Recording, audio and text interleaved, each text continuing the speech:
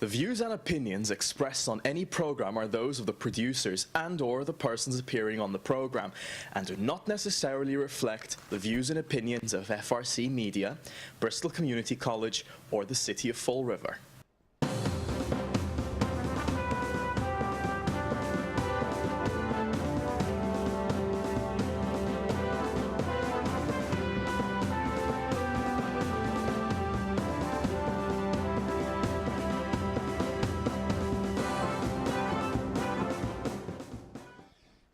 Well, hello. Welcome to Spindle City Straight Talk. I'm Chip. And I'm CJ. And it's Monday, and boy, we got songs and everything today to go.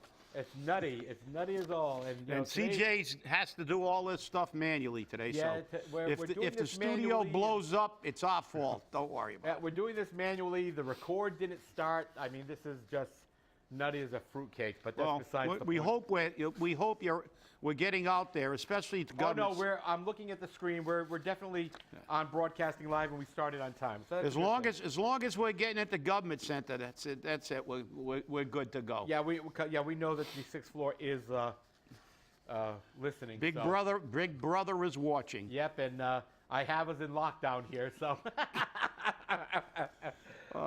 hey, Marc Dion, congratulations! Love the column this morning. You couldn't have said it any better. Yeah, the New York theme song. And I mean, it opens with the perfect line. My parole just came through. I get out today. I want to be a part of it. The Riv. Nice. I like them. I want to wake up in a city that doesn't work. Exactly. That doesn't sleep. There you go. Marc, again, well, the thing about Marc is, sometimes we agree, sometimes we disagree, like always. That's when you're in this business, people are not going to always agree. But the thing is that he has a perspective. He's a working guy. He's been working his whole life, grinding out columns, whether people agree or disagree. At least he makes them think. And he's looking at it from the perspective of a working guy, he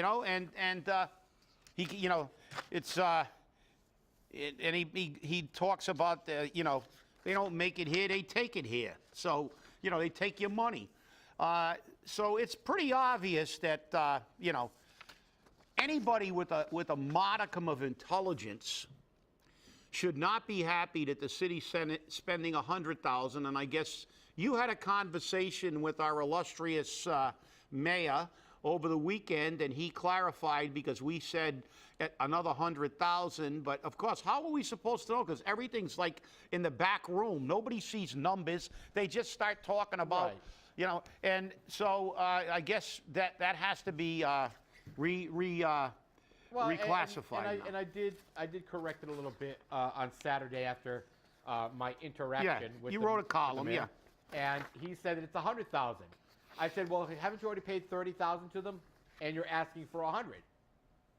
And he goes, no, it's $100,000 total, so we only need $70,000 more. So city council, only 2.5 times more than you asked for initially. Yeah, okay, all right. City council, remember, if a request before you for $100,000 comes in, he only needs 70. He only needs 70 because he already spent 30. Again, we're going to spend money that we don't have. We're going to contract without money, violation of city ordinance, violation of state law. Hey, no problem. Because guess what? The law doesn't apply to me. I am the two. And we're spending $100,000 on this crap. I mean, come on. Look, like I said, we got to rebuild this city brick by brick, and this is not the way you build it. Singing songs and holding hands and singing "Kumbaya," that did a lot of good. Remember, every time I see stuff like this, I think of John Lennon and that song "Imagine," which is a really nice song. But that's what you call, totally delusionary Pollyannism, because. With human beings, and Samuel Clemens said, man is the only animal that can blush and the only one that needs to. When you think about humanity and what they do to humans and animals, anybody that thinks we're going to eliminate war by holding hands and stuff, it takes radical action.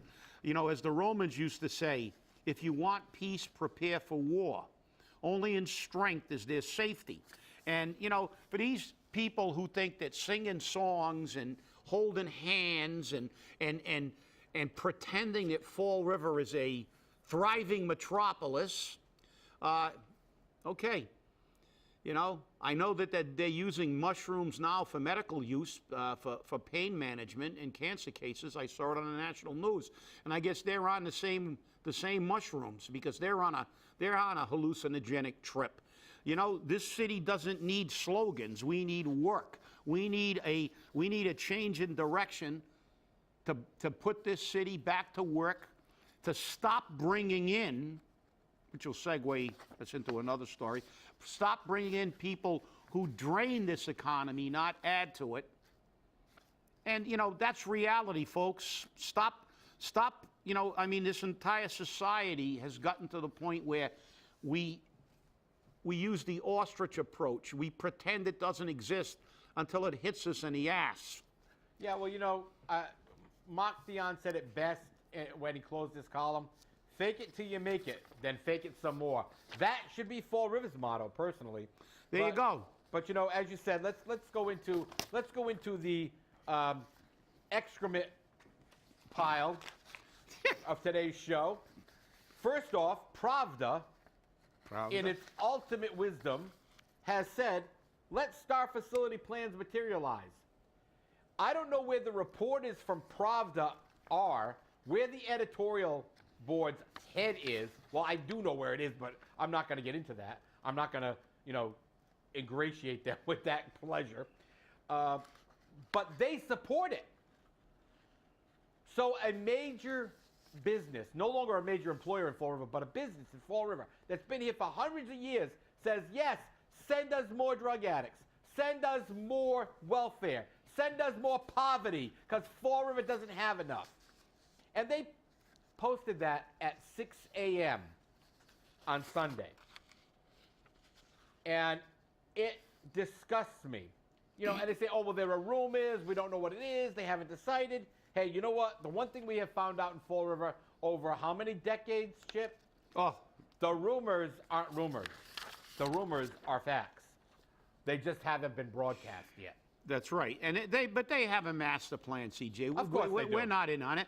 What they're doing is, we know this isn't going to help Fall River. It's going to create. We already have the highest percentage of homeless, and we're going to bring more in, and people who drain the economy. Because their plan is not to have Fall River become a thriving metropolis. A fairly let's say a working class, a vibrant working class city again, like it was at one time. Even though people didn't have the greatest jobs in the world, they had jobs, and we had stores, and we had people walking up and down and South Main Street and shopping in Pleasant Street. See, their plan is to continue on this path. And then, did you ever see the movie Escape from New York? Yes.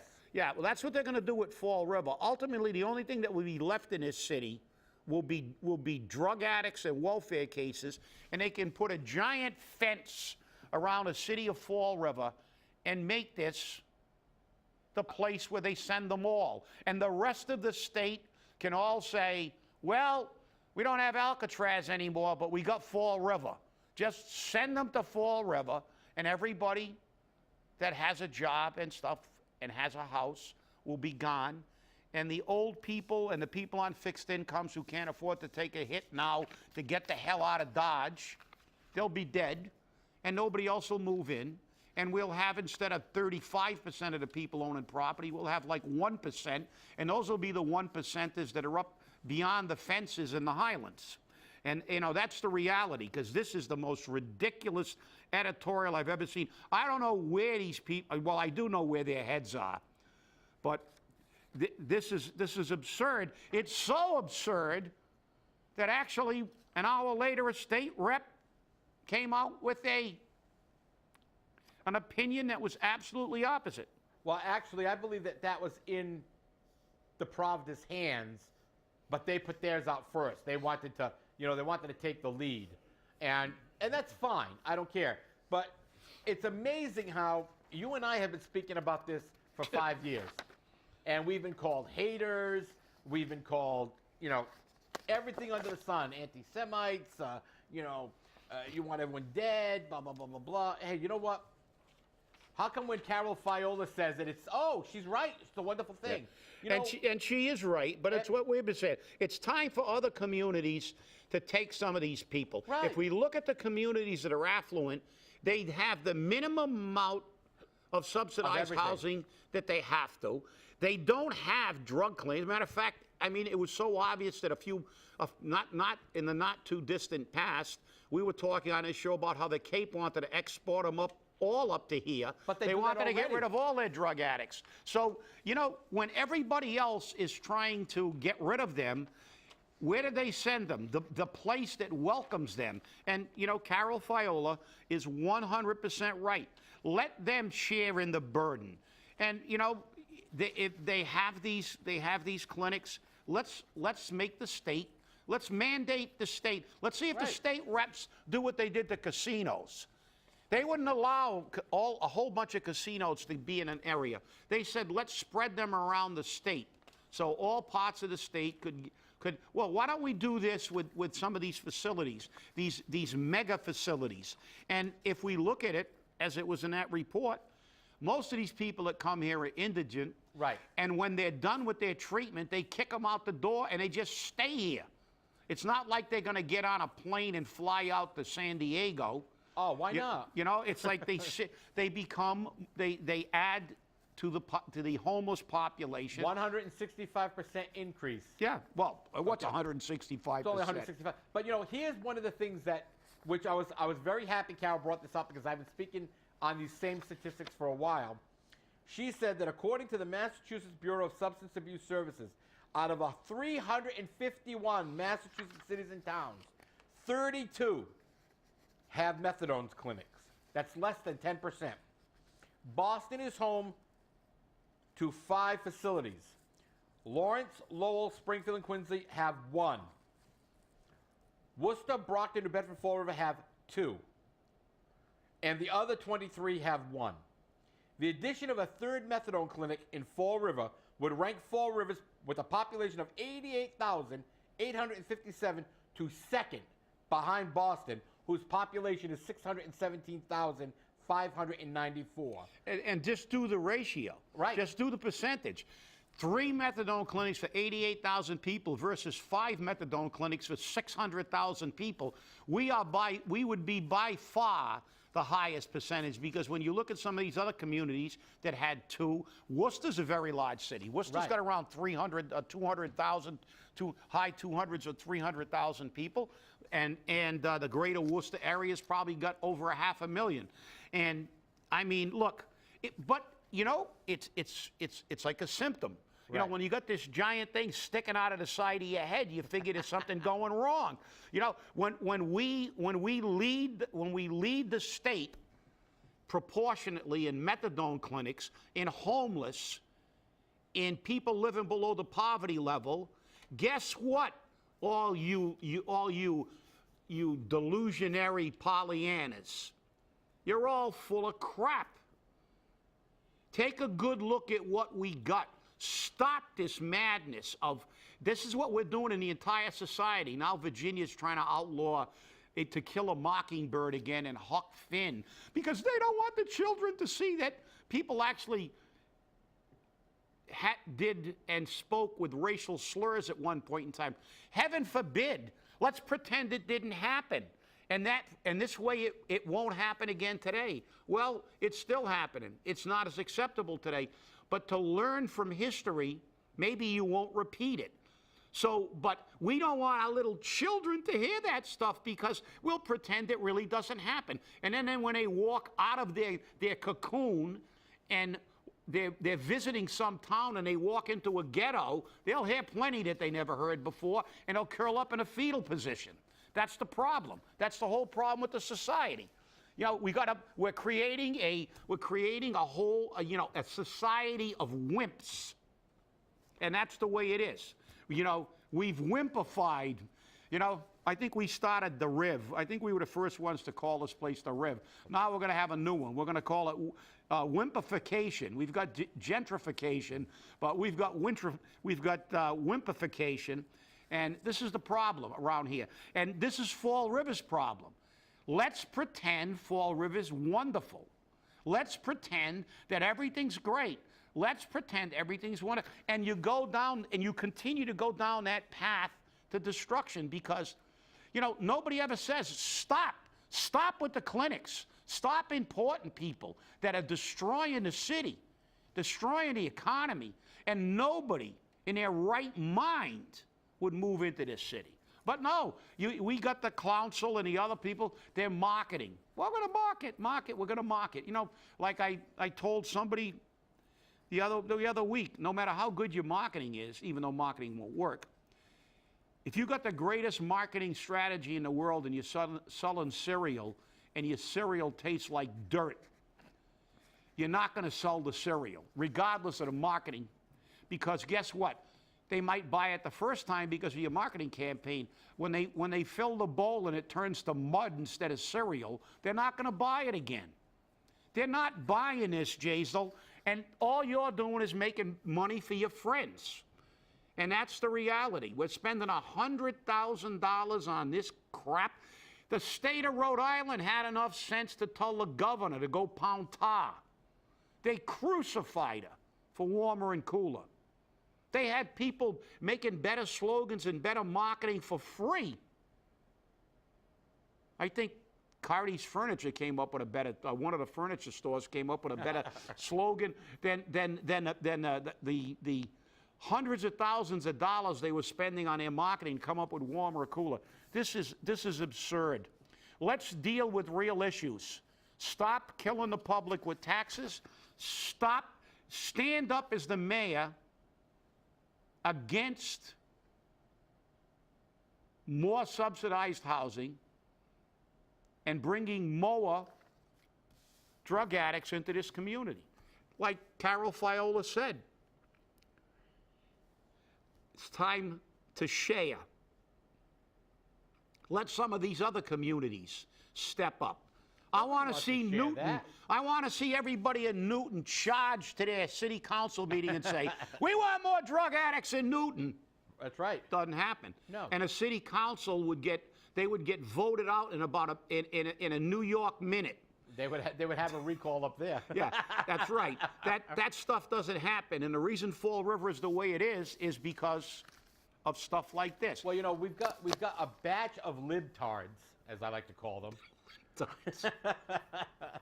who, when you say this, because you know what, I said this same thing when I ran for state representative. I said this same thing when I ran for city council, and I was called a hater. I was called an ass. With a whole added to it, okay? I was called everything under the sun. But you know what? That's fine. You don't like the message, you shoot the messenger, and you did it to polls. Yeah, and you disparage the message. They disparage you, and that's what they do all the time. Right. You know, you're an obstructionist. Carole Fiola's a state representative. Right. Now, is she being an obstructionist because she doesn't want? But that's what people who don't have an argument against what you're saying to refute the argument. Of course. Say, they begin to attack you or call you names and say, oh, you know, you're an obstructionist, you know, you're negative. No, I'm a realist. No, not, and guess what? The facts bear us out. As you know, we had a 165% increase in homeless. We basically have double what the state has. And all our other stats on living below the poverty levels and household incomes all basically say that. Why are we negative? It's like saying, well, let's see. I got two paths to take. This one's full of mines and this one's clear. Well, I'll take the minefield. Of course. Well, you're an obstructionist because you don't want to take the minefield. Well, you know, this stuff hasn't worked. For 20 years, it hasn't worked. Longer than that. This goes back to the Veterans but I'm saying, you know, 25, 30 years ago, it was the beginning of the erosion. That was the beginning. That's when the mills, you know, started going and we began. But then we began this ridiculous campaign of basically propaganda. Goebbels would be proud. Goebbels would be proud. I'm surprised he hasn't risen up from the grave and visited Fall River because, you know, we look at this stuff. How many studies? How many marketing strategies? How many city slogans have we gone through? even for the young people in their recollection. The fact is, it doesn't work. Like I said, if you're trying to sell dirt as cereal, people are not going to buy it. And the thing is, the rest of the people in the world don't come to Fall River and believe this crap. They do their research. They go, oh, let me go on a computer and check Fall River. What are the stories that pop up? Fifth worst city in the country. Thanksgiving shootings. Yeah, shootings here, shootings there, public school system in a disaster. All the stories that we see that they whine about. USA Today, the Wall Street Journal. We lead in all the negative categories, but we're negative. No, we're just telling you, look, obviously if you don't look at this and say it's not working, we're never going to fix it. And until we do something different, it's not going to get fixed. You know, but this is the biggest problem. I'm going to quote myself here from the Weekend Flush. Then it's not a quote, you're just saying it, okay? As you said it. I know, I said this. I said it in the Weekend Flush yesterday. As long as Fall River keeps catering to a population of criminals, drug addicts, and low-income individuals and families, we will never get ourselves to a point of economic independence. Is that negative? Is that negative? No, that's a fact. That is a fact. If there's no disposable income, you cannot build a thriving economy. Am I saying that we have to get rid of every single low income and that there's never going to be a drug addict and there's never going to be a criminal in Fall River? No, but we've got to reduce the amount of them. We have to stop this one-stop shopping deal. We've become the one-stop welfare shop. You come to Fall River, you get housing, you get medical assistance, you get food stamps, you get psych treatment, you get drug treatment, you get alcohol treatment, you get put in a halfway house. More and more and more, all of these things, and remember, all of these things do not pay taxes. They're tax exempt. So every time STAR buys land, that land is taken off the tax rolls. Every time Seven Hills buys another building, it's taken off the tax rolls. Every time People Incorporated builds another residence or buys another house to make it a residence, it comes off the tax rolls. I mean, these nonprofits are draining our opportunity for improvement because our city has been doing this since the Viveris administration. We've created a cottage industry in Fall River. And now, and Carole Fiola acknowledged this when she presented her housing report, and today it was confirmed by our local federal delegations that they're going out for $1 billion for opiate addiction. This is going to be the next cash cow for Fall River. And the problem is that we have created, we as a community, we as a society, have created a new social norm. Addicts no longer fear death. They overdose and they don't care because somebody's going to show up and give me that stuff. They're going to squirt it in my nose, or they're going to stick it in my arm, and then I'm going to be fine, and I'm going to go right back out and use again. And this is obvious when you look at the cases of Narcan being administered to 2 and 3 different people. I said in the Weekend Flush this weekend, that's suicide. That is suicide attempts. Commit these people. Hold them for 72 hours or more. We cannot control what other people do. But if other people want to end their lives, people are like, oh yeah, I'm all for assisted suicide. They're killing themselves. Let them kill themselves. Parents who have gone through this and have lost a child to an overdose blame themselves for 2 and 3 years until finally they realize, I enabled them. Now you as a society, you over there who are fighting with me because you say, no, the Narcan's got to be available because the person will die. Guess what? The person wants to die. Why can't you get that into your head that no matter what you do, you're not going to save them? There's an old saying, you can't fix stupid. Well, guess what? It's time to let society run its own course, not waste billions of tax dollars on people who don't want the help. yeah, but the big money's invested Big pharma. in this. This is another healthcare boondoggle that they're going to make billions of dollars from. But you know what you're saying about the sharing the thing. It's like, okay, they can have a different opinion. They can, I mean, there has to be treatment facilities, whether some of Some people may disagree. Some of them just want them to, they're on their own after the first shot. And that's a matter of opinion. However, what isn't a matter of opinion is this damages the incomes. It damages the economy of a community. Fall River is destroyed by this stuff.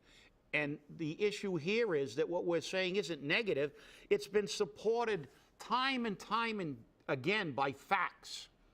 The homeless numbers, the number of owner-occupied property, all the numbers support. What we're saying is you may dislike it because you want to be a Pollyanna and hope that sitting around the house with your fingers crossed, hoping Fall River's going to get better because somebody's going to come down here and wave a magic wand. It's not going to happen. The fact is that big money runs this city like big money runs government. That's why the federal delegation is looking for billions for the opioid crisis, because, people that run Big Pharma, the girl with the EpiPen's father's a senator from West Virginia. She got a $16 million pay raise, $16 million over her other salary. The head of Caremark gets $32.8 million. Do you think that they live the life that you do in a city like this with drug addicts? They have palatial estates. It's money, and money always has run the government. But it's up to the people to rise up and say, enough, let's share this. Whether you agree or disagree, the reality is we're going to have some treatment facilities. But as Carole Fiola said, let's let some of these other communities get up and share the burden. Let's let somebody else get subsidized housing. CJ, you talked about Carlton Viveris. That's right. He created this monster. Why? To take care of his brother. Because he appointed his brother director of the housing authority, and he put it in his contract that he would get a bonus based on occupancy. Right. So the more welfare cases they brought to Fall River, the bigger paycheck he got. Now, there you go. Politics at its best, and this is what's happening today with the investments, and we see with all the issues that are going on. It's about the money makers making more money. And as Marc Monroe Dion said, you come here and they take it from you. They'll take it here. They'll take all your money. And they keep doing it. And they won't stop. They won't stop until you vote them out of office. And people go, oh, geez, you only want a new mayor every 2 years? Yeah, and a new city council every 2 years. And I want them there until they get it right. Yeah, and the city begins to turn it around. It's like it's like an auto mechanic. I take it to a guy, he doesn't fix my car. I go to another one, and I keep doing it till I find a good mechanic. And when I find a good mechanic, I stay with them. Period. There you go. Hey, tonight at 5 o'clock, so we will be preempted, will be North Pole Live. Oh, goody. Yeah, Santa Claus will be here on TV. You'll be able to call in, so please be sure to watch and join our kids and our Santa and crew of people to make Fall River a happy place for the holidays. And that's just Fall River for you. It's always a great thing. Hey, thanks for watching, and have a great day. Yep. Stay angry in the Riv.